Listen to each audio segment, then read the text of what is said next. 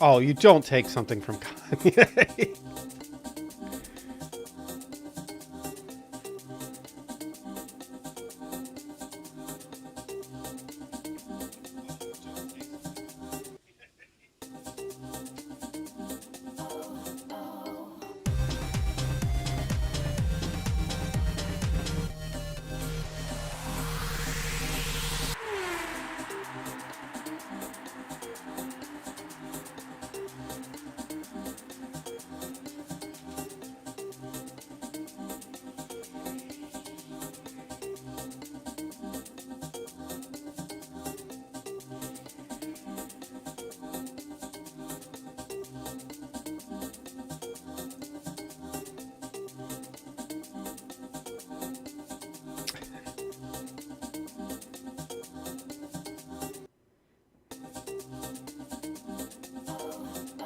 You guys ready?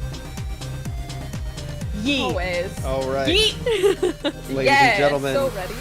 welcome to Gravel Trap F1 Live. Did you guys catch that? What we were talking about. Wait, are we supposed to be recording this so it can play later, or is it recording somewhere else? Because I don't have my little red. No, we're not recording anything.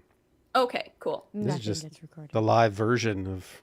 You get what you get, people. But we also have the upload after. So this is just me Yes. asking, is it YouTube that's recording it, or is it this? Because then I'd be worried about my little red dot. No. But if I don't have to worry about it, YouTube I know you is- got it, Buck, but I have to worry sometimes.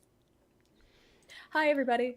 Hi, We're having a guys. Barbieheimer moment. We are. Welcome, It was. Barbie, It was whatever it not was. intentional. It truly was an accident. And honestly, if I was choosing one, I would probably choose Barbie. So that just goes to show how opportune this moment is. So welcome to the post Belgian Grand Prix. I don't know, recap. We're recapping. And Recap, honestly, review. it felt like it was eons ago. I've already checked into summer season. So you're going to get what you're going to get, people. I'm just saying.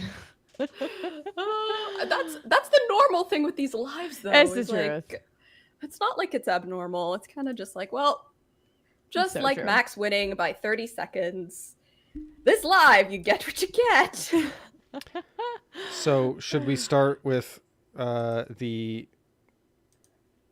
Oops. Oops. Should No whoops. There were a lot of oopses this weekend. There were plenty of them. I was going to go back to the Otmar quote and Oh, the let's public not. reaction, the publicly consumable reaction. Well, Right? my initial reaction was I thought it was a joke. Like, I thought it wasn't real. Like, I thought it was one of those, One of those accounts. meme accounts that kind of post not real interviews. And then I was like, wait, this is being talked about way too much. This definitely happened. Yikes. Yeah, like he must be already hired by another team to be able to say quotes like that. He has a contract. I feel like that's what I'm taking out of this. If you're spouting nonsense, you have a solid contract. You don't need to convince somebody to hire you. Yeah, I don't know anything. Nobody tells me anything. Don't come for me, F1. I know nothing. Has there Since been F1's watching this. has there been any discussion about why he was actually let go? They're just doing a whole restructuring at Alpine, and I think it's just a multitude of reasons. So they initially got shuffled over their CEO, I think it was. Right. And I've heard quotes from him. I listened to his Beyond the Grid interview from the start of the year where it did sound like he had good leadership and like a good outlook on where the team could possibly go. But then you're hearing how impatient he is being with, I'm sorry, but this is a massive ship you're trying to steer. It's not something like, we remember the Titanic. It was huge, but had a rudder like that big. And that's what F1 teams are again. So it's like, I'm sorry, it's going to take time. And it sounds like he was being very impatient. And so he got shuffled out. And it basically just sounds like they're just taking a close look and investigating, inspecting everything they possibly can with that team and figuring out what's working and what's not.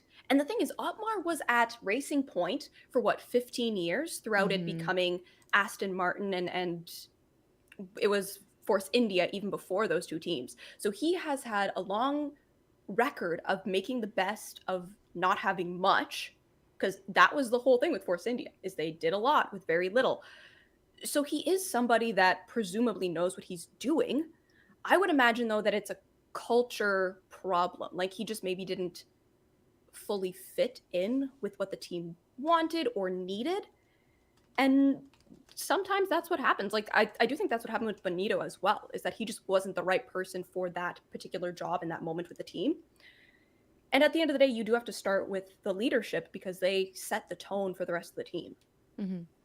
And when you're not seeing results, the first head always on the chopping block is always the team principal. Yeah. So, I mean, it's not really seeing some of their results from the season so far. It's not super surprising that he's going. I think it's surprising that he's going, that they announced it in the middle of the weekend. And like, they're just like, yeah, okay, by the way, you won't see him afterwards. Like, you couldn't have waited a couple of days, but I'm not in charge of it. So what do I know? Although the one thing that probably was the first, nail in the coffin, or the start of the end, however you want to put it, is that he fumbled. This is the 1-year anniversary pretty much of him fumbling both Alonso and Piastri. I feel like his days were numbered the moment that happened. So my conspiracy theory, and it's unfounded completely, was that he knew he was in hot water when he fumbled Piastri. Mm-hmm. Because the Alonso one, you can kind of amount to like Alonso is making Alonso-esque decisions. True. And like you can follow his career and be like, that's just Fernando. But Oscar was like their golden boy. And so when he fumbled Oscar, I think that was when he knew he was in hot water. But then the McLaren sucked at the beginning of the season. So the narrative was, well, dodged a bullet because maybe he's not as good as everybody thinks. And then the McLaren got good. And then Oscar started performing. Yeah. And then it was like, ooh, now we actually really wish we had him. Not that they don't wish that they had Pierre, because I also think it looked good to have Pierre P3 in the sprint race. That was amazing to see. But poor Esteban Ocon, I will stand by it. He's the unluckiest man alive in the year 2023. I swear. He really is. It's so painful. It's so painful. But this weekend they had a pretty decent weekend, both of them this time around. Yeah. Gav got P3 and then was just off of points in P11, I want to say. Yep. Yep. Yeah. Because he was managing tires. Mm-hmm. And then Esteban, similar thing. He ended just out of points in 8th or 9th? 8th. No, 9th or 10th. In the sprint race? In the sprint race. Yeah. Yeah. In the sprint race, Esteban ended just outside of the points. And then he ended just in the points during the main race. Yeah. That's what it was. They flip-flopped a little bit, but yeah. It was on the heels of 2 double DNFs, both Silverstone and Hungary. Both of them were not Alpine fault, though, right? Because with Hungary, they were rear-ended into each other. Yes. Right. Not their fault. And then Pierre got strolled right into the gravel trap. Yikes. Again, biggest weakness that man has is checking his rearview mirrors. They're there for a reason. Come on. And then Esteban retired because I don't remember why Esteban retired. If it was just like a problem with the car and reliability, or if it was he got damage and then had to retire. That's the one I can't recall fully. Because the year previous to that, he did have to retire due to reliability. Yeah. Twice Silverstone now in a row he hasn't finished. Yeah. Painful. Speaking of not finishing, Oscar Piastri, the pain I felt in turn 1 of the Belgian Grand Prix this weekend. Like, talk about some promise, some real promise for some really great racing. And I know that the McLaren wasn't great in the dry. We saw that their setup was really more geared towards the wet conditions. But even still, I was like, he's starting so far in the front. I think he's aggressive. I think he could have at least finished in the points, had a chance at the podium. I think that if Carlos hadn't have locked up, it might have been avoidable. I don't think it would have been. But it was a really tough. Do you think that Carlos should have been penalized? No. Okay. No. I don't think either of them should have been penalized. At the end of the day, they both took like an inch too far on either end, which is what makes it a racing incident. Oscar, I think he likes that inside line. That's what he did at Silverstone. That paid off. And then he tried doing it again this time and it didn't. And again, going the inner line on lap 1, turn 1, maybe you'll benefit hugely, and maybe you won't. It's a risk. And this time he didn't reap the rewards. And then Carlos getting that lockup was just bad luck. I do think that if Carlos hadn't had the lockup, the cars still would have been so close together, because that's a tight turn. Yeah. And even if Oscar hadn't gone over the curb and had perfectly hit the apex, his racing line still would have been very much sweeping outwards instead of turning inwards like everybody else's kind of would have been.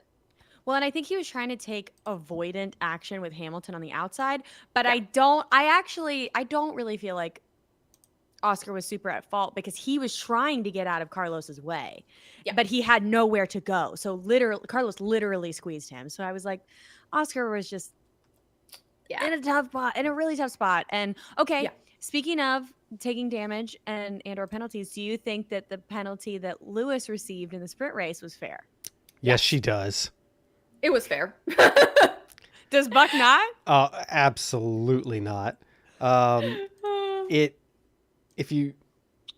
depends on how you're judging it, but they were side by side on a slick track, and he drifted a little bit. He didn't steer. He didn't misjudge anything or take a risk that you otherwise wouldn't have. It was just a consequence of being on a slippery track, and he did his best to stay on the inside, and the just physics kind of drifted him a little bit that way. The same thing could be said for Sainz locking up and having a less control on his entry into turn one. And I thought Sainz was far less cautious after locking up and choosing how he was going to dive into that corner and going as tight as he did. It's funny. I'm the reverse. I think that Sainz should have maybe not got a penalty, but I don't think Oscar needed to. Like, what was Oscar going to do? He had no, like, he had not, like, there was not, like, he was trying to be cautious. But he still acquiesced after the race and said, oh, he almost took the blame for it, at least, kind of. Because he's so classy. Absolutely. But I don't think Hamilton did anything wrong. There was plenty of room. It just unfortunate sliding of the car over and hit him. And also, he didn't damage the guy's race. What are you talking about? Checo's? He didn't. Checo DNF'd. And he had the giant hole in the side pod from where the tire slammed into it. He did have the giant hole. They chose to take him out of the race, but he didn't gain some sort of crazy advantage from the impact, like where he knocked him out of the way and he passed him 3 corners later on the pit the start finish straight. Yeah. I just it just didn't seem like something where 5 seconds for that. Like, are you punishing him because of the outcome? Like, had Checo not DNF'd, would they have not given him 5 seconds? That's the real question. I got myself in trouble yesterday on the WTF1 podcast because I said that I felt like the penalty was fair because Checo was ahead and because Lewis was attempting the overtake. And so technically the fault is in Lewis's hands, that he should have yielded. And that's also not a normal place for overtaking at Spa. He could have waited a few corners in an easier place to overtake and it would have been fine. I do think some of the penalty resulted because of the DNF that you saw from Checo, but should that decide a penalty? I don't know. But I do feel like Lewis is still a little bit at fault, but I also got myself in trouble for saying that. So. See, my big thing is that people saying like, oh, well, it's a slide. Part of your job when you're wet racing is making different judgment calls than you would when it's dry. And so choosing to try and overtake when you're not on the dry line, you are accepting that this is riskier and there's more a chance of sliding and making an error. So in my mind, Lewis should have, been more patient and overtook at a place where he had more control. It was just a bad judgment call in my mind for him to go in there and then his car slid, into Checo's side pod. I don't think it would have had anything to do necessarily with, because he fully slid into Checo's side pod, full tire into it. I think that's where it's kind of no, you caused a collision full on, regardless of if it damaged the side pod or caused the DNF. He did drive his car into somebody else. And in my mind, I don't think he was trying to. He wasn't intentionally trying to hit Checo. But Yeah, no, I'm with you, but I'm also a Yeah. Lewis Hamilton fan. I think he's a class act. And I think that he was driving like Ayrton Senna says, that when you see the gap, you go for it. True. And when you just stop doing that, you're not a racing driver anymore. And I'm like, that was his philosophy. Oh, you know who went for the gap brilliantly and controlled? Esteban. Yeah. When he would like just breaking into the curves and just like kept going, and you were like, Yeah. ah!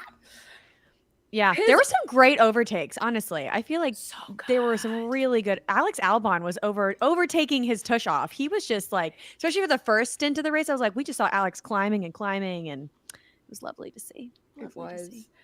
And then Yuki. Yuki always just makes me Yuki. so happy these days when he gets it right, because it's just like, Yeah, it's all going according to plan, and it's just smooth and beautiful. yeah. And did you hear the quote of him being like, I owe so much to Pierre because he helped me Pierre, so much, and I wouldn't be here without him. I was yes, preciousness. More class there acts. Honestly, I was glad to see Yuki have a really good result, especially in comparison to Daniel, because I feel like it has to have been really difficult over the last week to be Mhm. hearing like, oh, Daniel's already better than Yuki. He's already better than. I'm like, y'all, it is way too early to be saying that. Just because Daniel had a better result one weekend does Mhm. not mean that he is coming in and wiping the floor with his teammate. Because if you look at this weekend's results, it didn't look too good for Daniel. And everyone was like, and I'm not a Daniel hater. I'm a Daniel supporter. But everyone was like, oh, well, he had his lap time delayed. And I was like, yeah, because of track limits. That's the rule. Like, 'Cause he we did an can't oops. ignore that he went off the track. And even Daniel said, like, yeah, I made a mistake. Yeah. Like, he's admitting it. We can say it. It's fine. Yeah. It's real. You know? It happened. And the part of the whole thing that disappoints me the most is that you're seeing so much growth from Yuki from having more of that leadership position, from not having a senior driver to Mhm. depend on. Because Mhm. Nick, as much as he had a number of racing years, he was still new to the series. And so, Yuki had that slight advantage of, not advantage necessarily, but there was just a different dynamic where they could both bounce off of each other a little bit more. Whereas with Daniel, it's like, no, he just has more experience flat out in this series. And I think it was just so good for Yuki to get that slightly different experience of, Mhm. no, I am the one who has the most experience in this team, in this environment. I am the senior figure. Mhm. Okay, to change the subject a little bit, do we feel like Max's engineer was getting a little saucy on the radio? I was like, So everybody needs a break. We need a break. Summer break. Go I on just fixed my vacation. ring light. Yeah. Oh my gosh. It made me laugh so much because I felt like this was just stuff that GP was holding onto and Yes. needed to say, and was just Yeah. kind of like, Max, we're a team. Yeah. You don't get to just say, I want it, I want it, I want it. No, we work together. You have to take into account what I say. Yeah. And to be fair, he said it in a controlled but sassy way. It's true. It's true. He's like the king of passive aggression. I swear. It's so good. it's a masterclass. And he has to have the thickest skin ever to be able to like confidently say that. Because I feel like if I was Max's engineer, I'd be like, what you thinking, Max? I would be like, well, I'm not gonna say that. I feel like that would step on toes. But I just feel like I'd be like, what do you think, Max? What do you want to do? Okay, we'll figure out a way to make that happen for you. And GP's like, no, I'm looking at the data. You need to chill. You have enough of a lead. Meanwhile, he continues to set a second faster every lap for the rest of the race. It's like, what is happening? So true. Also, it's mostly just because I don't know all the technicalities. But I felt like fuel preservation was a bigger conversation on Sunday than it normally is. Why was it such a bigger concern this weekend? Was it because the laps were so much longer? Elevation changes? I just felt like I was hearing that a lot more this weekend than I normally do towards the end of the race. I would imagine it's because of how short free practice was, and they had a limit on how much data they could collect. And then they were all doing short fuel runs for the majority of the weekend after that. They were doing qualifying and then a sprint race. Yeah. And so just very limited. And it is Spa. So yes, the long lap time comes into play because you don't have as many laps that you can complete to collect data Data. on. Yeah. So yeah, they're still collecting like long distance runs potentially from free practice, but it's just a different ball game. Mm-hmm. And on that note, what do we think of Spa, however you Spa. want to say it? I love saying Spa. I feel like it's just so satisfying. But how do we feel about it being selected as a sprint race? Wrong. I don't like it. Okay, I think it's okay. Same. I don't think it's right. I don't think it's right for Spa to be a race weekend for multiple reasons. First of which being it is the longest lap on the calendar. So I'm like, why would you make a sprint race the longest lap on the calendar? A. We had B. 15 planned. There's Like, so many. And like B, you have only so much time over the weekend to collect data. It's already a pretty dangerous track in comparison to some of the other tracks. And you have weather variability almost every time you go. So why would you add an extra level of question and question marks for the teams and the drivers and unable to do a lot of the testing that they get to do in free practice by having a sprint race? I like sprint races. I like the sprint race weekends. I like that it created an opportunity for Oscar to walk away with points this weekend, even though he DNF'd on Sunday. I think that's a great opportunity for drivers. However, I don't think Spa is the track for it. Plus, we almost saw qualifying being completely rained out and not an option. They had to find that alternative of, well, how do we set up the grid if we can't do this qualifying session? Yep. What do we do?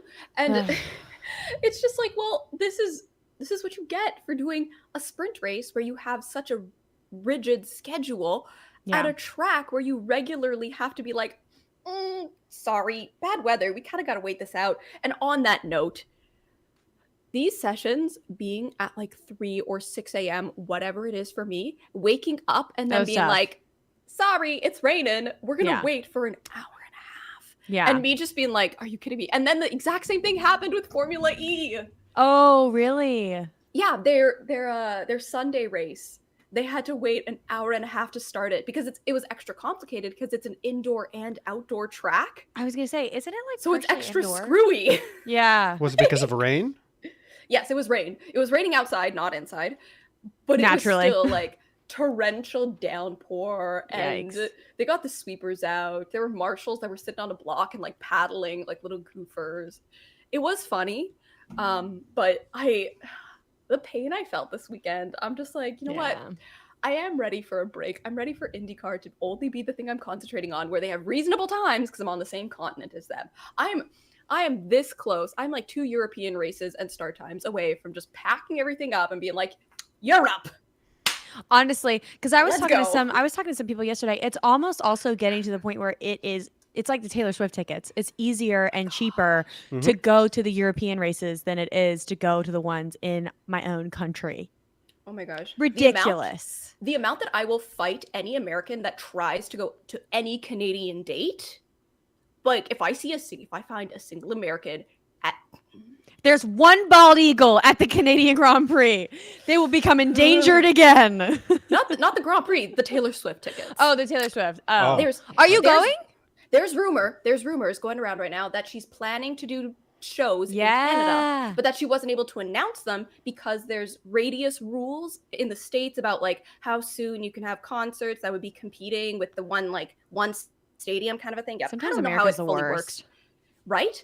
But basically, because we are so close to the border, like Seattle is right there. So we would be technically in a competing radius. So she has to wait until the American leg is done to be able to announce Canadian dates. Rumor right now is that she'll be in Toronto in November of 2024. And that there are 2 dates on the calendar in Vancouver. So I am just like losing my marbles. I'm being like, who do I know that has any of the credit cards that will get you a Ticketmaster advantage? Like, mom, do you still have this? Like, what do I have to do? What favors do I have to like pull in to make this happen? Because I want it for you here a little bit. I want it for you. I do. I want it for you very much. Yeah, it's getting a little out of hand. How expensive it is here in the States. I think we talked about this, was it last week, where motorsport.com posted the graphic about like the cheapest and the most expensive races, and the 3 cheapest are like So bad. the 2 of them in Europe, 1 of them's Japan, but the 3 most expensive ones are the 3 that are in America. And Vegas wasn't even listed as the most expensive one. It was like the second most expensive one at like $580 something. And I had so many people DM me. They were like, that is wrong. Las Vegas, like the Las Vegas GA tickets start at like $1,200. They do not start at $580. That is some cap. And I said, that is the truth. Yeah. That's the truth. I've actually currently like mildly given up on going to Coda. I finally have just like conceded of like, well, because the tickets that are left, the last time I looked at ticket prices, and I'm like kicking myself in the butt for this, was when you did the spin the wheel partnership, whatever it was. Yeah, those are great. And the time ran out before I was like, oh right, I should use order the code. this. Yeah, Exactly. And so I was just like, nutter butter. And so now I missed out on it. It sucks. And the only tickets that are left are the ones that are like $4,000 plus. So I'm kind of just like, well, if somebody has an extra ticket or has connections that like, if there's a way for me to go to Coda, I will go, but it will not be by my own means and my own like conniving. Don't they have Sunday only tickets? Christina, let's talk after this live because I don't want to just broadcast to the world the information that I have. But okay, I have information for you. But let's move on to something else. Anyway, what else happened this? Oh, Charles Leclerc back on the podium. Oh my God! Another broken trophy for Red Bull's trophy case. The gasp I gasped when I saw that it was broken. I honestly would hate to be that guy that knocked over that sign. I would feel so bad. The way I want to just Red Bull need to get a sponsor that's like a glue brand or something like this, like Gorilla Glue or something. Like this is a prime opportunity for a social account to be like, hey, Red Bull, thought you need this cake. I also thought of a fantastic sponsor for Ferrari. If it's going to be one of those like telehealth therapy things, I'm going to lose my mind. It's not. Okay. It's Tide pens. Because when you cry, you will get mascara stains on things. Oh, Tide. That's clever. For all your Ferrari tier needs. That's clever. That is very clever. Oh. No, honestly, my beef, and honestly, it's a shock that they haven't broken one before with this like Red Bull champagne celebration thing that they do. It's Red Bull, but like they're like it's their champagne moment. True. But I feel like I think that it's fine, but let's not put the valuable items in a compromising position, or let the people hold them. Like, don't put them on the ground. Have Max hold his so that when the running happens, they run with them. The way it was Helmut like diving to save them, and it was just like he's old enough that you're kind of just like, I feel like sometimes every once in a while people hit that certain age. Well, everybody hits that certain age, really. Yeah. And then you're just like, you shouldn't move too quickly. And I feel like and I kind of just was like, Grandpa, no. I saw Helmut diving for that. Oh, man. Also, respectfully. Yes, respectfully, Helmut. Also, the one Red Bull girl that I felt like the broadcast kept showing before the podium celebration. Did you guys see that moment? I was like, who is this girl? Are we supposed to know who she is? They kept like showing this one girl. She was beautiful, like this beautiful girl. I was like, do we know her? She had this really pretty bun. She was standing with another. I shouldn't call her a girl. She's a full-grown woman. She's a woman sitting next to another woman. She had like her hair was like cute, like braid, and then like cute bun in the back, and beautiful, like wearing the Red Bull uniform and things. And I was like, are we supposed to know who this is? Because they showed her like 2 or 3 times. I was like, why? But there was no infographic telling us who she was. I was like, what is this? What are we? Yes, she's gorgeous, but what does she serve a prominent purpose to the podium celebrations, or is it just her gorgeous hair? Because honestly, if I spent my time on my hair that morning like that, I would want it to be featured as well. Yeah, but like show it big up there. Yeah, show me my hair. But did you guys see? I think it was Max's little sister. Oh, his my little goodness. So the sweet. little cutie patootie. Yes, so sweet. Precious They're moment. I so feel like he's such a tiny. good brother. He's got to be such a good brother. He's just a family man. Like at the end of the Yeah. day, that's what it is. Yeah. He and Lando. Oh, interesting. I feel like Carlos is a very like family man kind of guy. Like he's always doing stuff with his family on time Mhm. off. Always. True. Big But- family vibes. Yeah, love the family. All right. Must be Well, nice. it's have we conclude? No, we still have time. I'm like, what time is it? What day is it? It's summer break. Summertime. It's summer break. Okay, what It's else our happened this weekend? vacation. Felt like I it was pretty quiet from the George Russell front for the most part. they this just weekend. he had a very forgettable weekend at the Yeah. end of the day. Like that was it. That was very forgettable. Except for who his quote where else? he said it would be great if Max wasn't competing, then it would actually be entertaining F1. I was like, okay, George. Okay, George. Yeah. So this is like- like an argument I've seen, like obviously a lot of fans are having on the internet about, Max running away with it. And I'm sure the same arguments were being had when Lewis was running away with it. But I think the root thing is people expect sports to be a competition where there's an uncertainty to the outcome. Mm-hmm. And so in soccer and football, you start with, same number of people, a ball, 0 score, fight it out. There doesn't seem to be a fight going on. We're not watching a fight. So everyone's having that emotional reaction to not watching a fight. And it makes me think there needs to be a paradigm shift on how people view F1. Because you have this is how I started out as a fan. The first time I started watching, I was not a fan of an individual driver. I was kind of fans of cars and the teams. And I almost think because it's a 2-part competition, the cars and the drivers, the focus should almost be on the cars and the teams. Oh yeah. Not as much as the drivers. Like the teams should almost be allowed to just start swapping drivers left and right. Whatever's going to make our car work the best, because the car is what matters. And that's been the argument for years now, is people saying that, it wasn't Lewis, it was the car. And you can see now that it's a combination of it's not just the Red Bull, it's Max and Red Bull together make this. Yeah. So I think fans would have less need for that tide stick if your focus was on the team and the cars less so than the drivers. But we're not geared that way. With sports, we're geared with the athlete is the thing we focus on. And that's just Well, 2 cents. and Red Bull has never kept it a secret that they believe in a driver 1 and a driver 2, and that car has been built around Max Verstappen.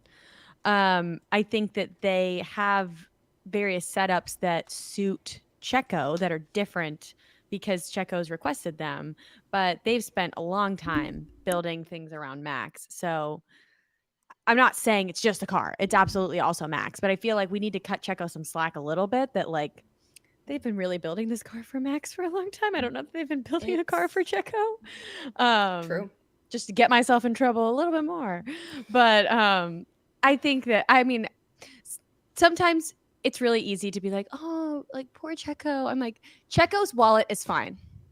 Checo puts his head on the pillow at night in his multi-million-dollar mansion.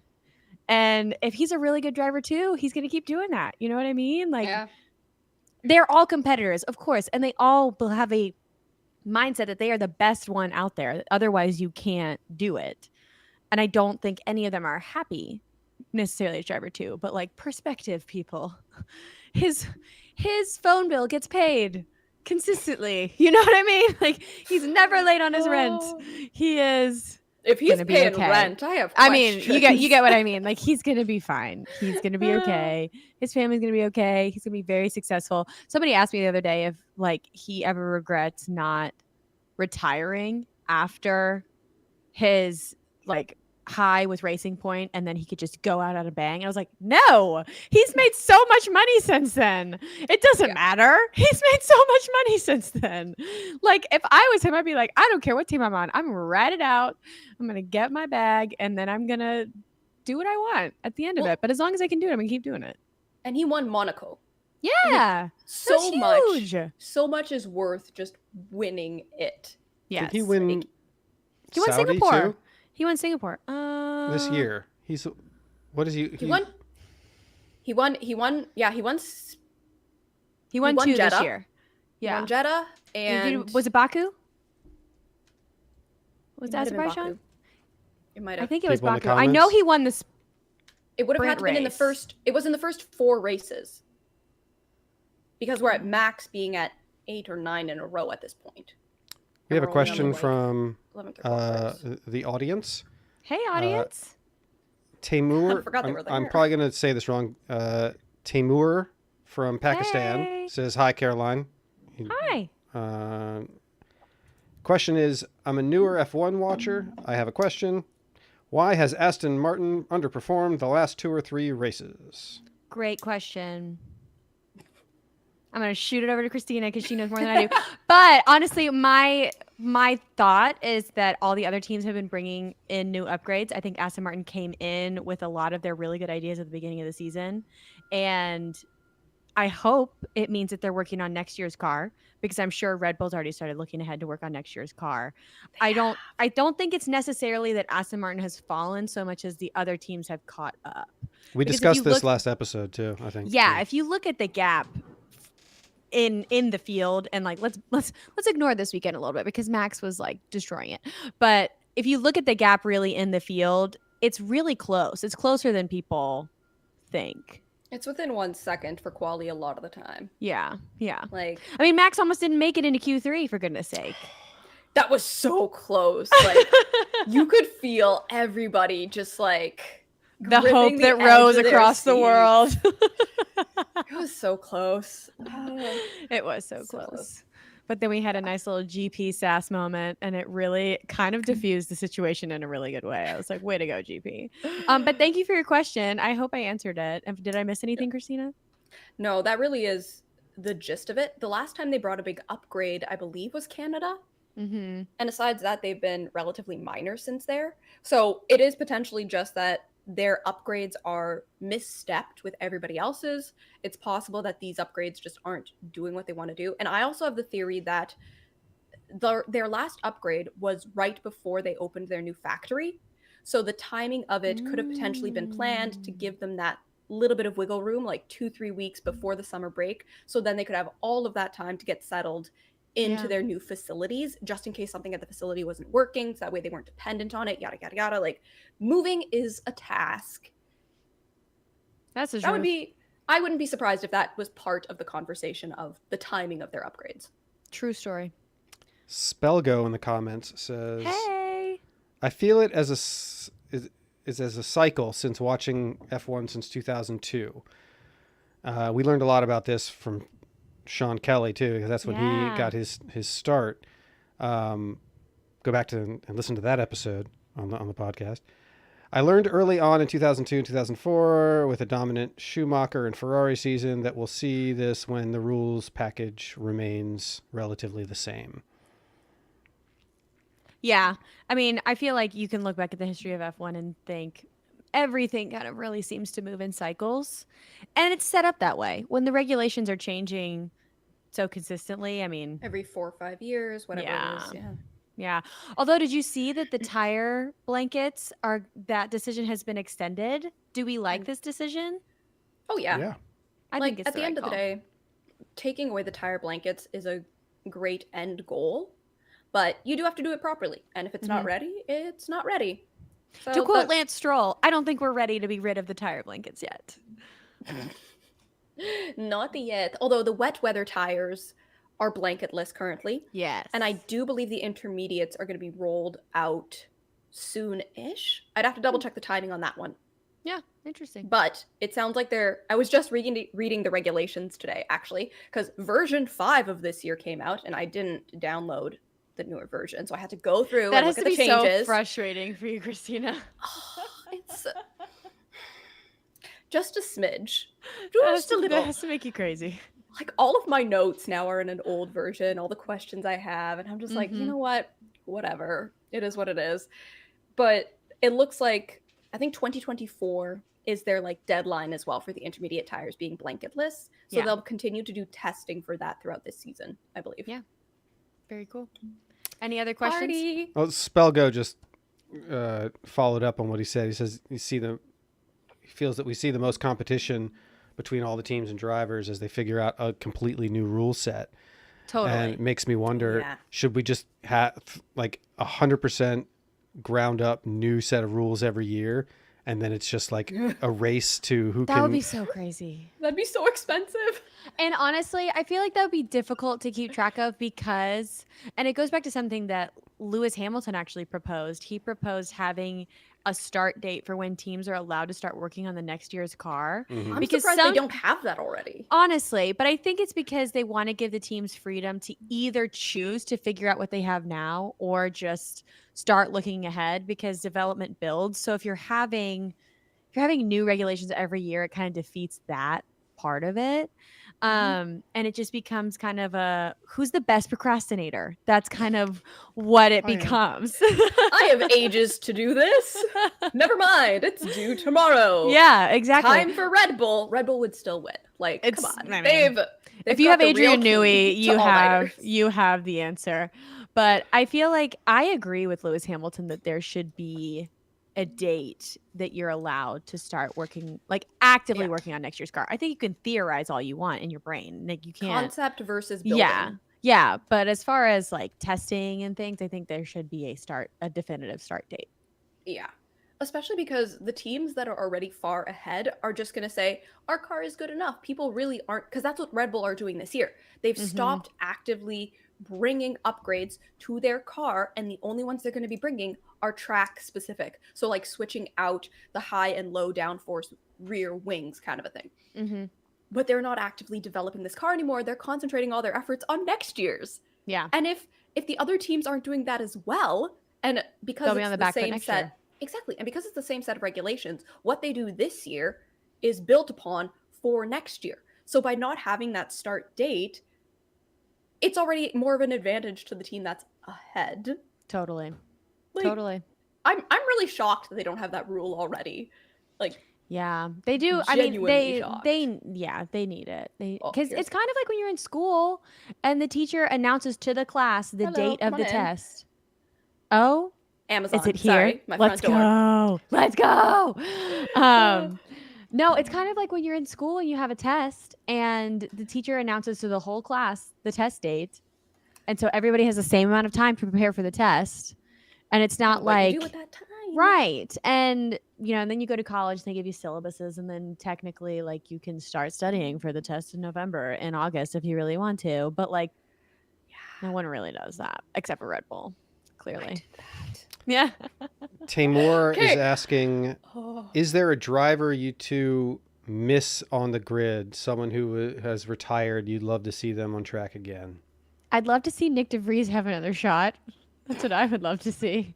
Honestly. I miss Seb. Absolutely. In real reality though, I miss Seb Vettel. I do. And he doesn't have to be back on track as a driver. I just want to see I want his light and his presence back. in Isn't that, I think, he- in some way? The sustainability manager or something for F1 now? That was offered to him. don't I know. don't know if he accepted it. I know it was a conversation though. Yeah. I don't know. But I'd love to see him. And for Nick DeVries to have another chance.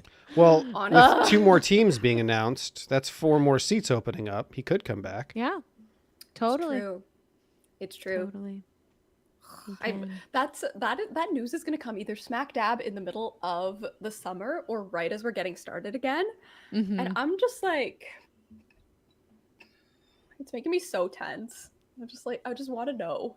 Just tell us. I want to know. Well, isn't it Audi and High Tech? Or I get. Yes, that is who it is, but Oh no, it's not out. It's not Audi. It would be Andretti and High sorry, Tech. Andretti, the other Yeah. A. Right. Like, Andretti, who just saw a lot of success in Formula E. Good for them. whoop whoop. Rah rah. But Formula E is also starting their silly season now, so you know. And IndyCar. Oh my gosh, this is too much. Too many gonna people are be moving so much everywhere. I gonna be- just Christina, who do you want to see on the grid that's retired or no longer oh driving? well, Seb is the obvious big one, yeah. but I would love actually to see a comeback for any of the drivers that are actually in IndyCar now make the jump back into F1. Oh. Because we regularly see the F1 drivers being like, I'm just going to go over like to IndyCar Romain now. Grosjean. The return. Him or Marcus Ericsson in particular, because he's doing he won the Indy He's doing 500. really well. Yeah, he's had doing like really well. how much experience, how many points, how many great successes. Would love to see him make that jump back into F1 and see like the growth, the maturity, the adaptation of skills. I think that would be really cool. I know he's not retired, but like come back. Yeah. That'd be fun. Spelgo. And he has the super license, so Spelgo thinks Colton Herta is definitely getting a seat with Andretti. Yeah, a lot of people want to see Colton Herta in F1. Yeah. I think F1 is a very political game that I have no insider information on. So I think there are a lot of drivers that deserve to be there that never get a chance. And I think that there are drivers that are there that maybe don't deserve it as much as some others. But it's a political game as much as it is a talent game. And I think there are plenty of drivers across the globe that are good enough for it. It is truly like winning the lottery. Like it's right place, right time, right talent, right pocketbook, right the window name. of opportunity. Yeah, right country that you come from. Because that's the other thing that I was talking to some people yesterday about, that like all of the drivers that are at all connected to Russia have had to make really sudden, really drastic moves to like cut all ties to stay. For something that's kind of not even really their fault. Like, it's true. Not the driver's fault. So before we go, ones that have dual citizenship. Did you guys catch the news that Sophia Florsch was the first female to score points in F3? Woo-hoo! And they didn't get taken away this time. And from 24th up to 7th. Like, what a Barbie girl move. Honestly, kind of even more impressive. Girl. Yeah, amazing. Love it. Okay, this weekend overall for Alpine junior drivers, like Jack Doohan getting a first place again. And then you had Abby Pulling getting pole. She got disqualified from the race later on, but like, go Abby! and then yeah, Sophia getting points. It was just like, wow, Alpine. Amazing. Love to see Not bad. And that F1 Academy is going to be broadcasted going forward. What is it? Post Coda? Starting at Coda. Love to see it. Okay, exactly 3 or 4 days ago, before that announcement, I had done a video talking about the they're next year going to be running the F1 liveries on 10 of the cars. Yeah. And someone commented, this thing that people were always commenting, no matter what you were talking about Formula E, was just like, I just want a broadcast. And it's like, it was really annoying me up at that point, because it's like, they're going to be broadcasting it. There's obviously just an issue that they have to work out to make it possible. They're going to do it. You saying that you want it to happen isn't going to make it happen any sooner. Yeah. And lo and behold, my comment was, I'm convinced that it will appear on F1 TV the moment they're at the track at the same time as Formula One. And that's exactly what 2-3 days later was announced was going to happen. What do you know? So what's getting, I mean, are they cramming an extra one in? Or are they still going to have F2, 3, Porsche, and now F1 Academy, like all in the same weekend? F1 Academy was always one of the support races for Coda. Yeah, it was always scheduled to be a support race there this year. Yeah. And then Formula 3 do, I want to say, like a third of the races that F1 does. F2 does about half. And then at this year, F1 Academy did 7 rounds, so 7 weekends. So at the end of the day, they do have to like stagger them probably, but we'll see what the schedule looks like. Yeah. So very All sad. But right. there's enough F1 weekends to go around for all the support races. Well, we have to go get and record our podcast episode. Thanks for joining us, everyone. Lovely to have you all here. If you want to see more of our lovely hosts, you can check out Caroline at F1 Caroline on most platforms, and definitely check out Fast Cars, Fast Talk. Which order is it? Fast Cars, Fast Talk. Fast Cars, Fast Cars Talk. Need a theme song. Fast Cars and Fast Talk, you know. .com. Like I couldn't get that out. And then check out our podcast everywhere you get your podcasts. Gravel Until Trap next F1. time. Bye. Thanks, guys. Bye.